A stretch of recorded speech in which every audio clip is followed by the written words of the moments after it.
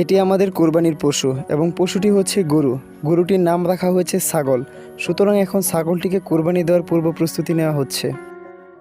অতঃপর কোরবান শেষে ছাগলটির চামড়া ছিলানো হচ্ছে এবং চামড়া ছিলানো শেষ হলে তার ঠ্যাংগুলো আলাদা করা হবে।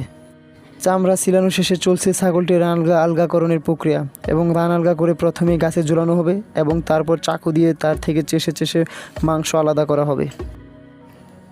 এবার ছাগল থেকে রান আলগা করার পর এবার চলতেছে রান থেকে হচ্ছে মাংস আলগাকরণের প্রক্রিয়া।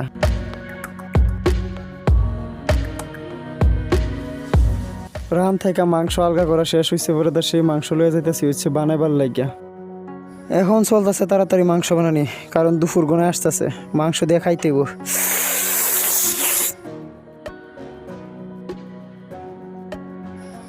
মাংস বানানি শেষ, এখন চলতেছে হচ্ছে পুরো দস্তর কুপাকুপি।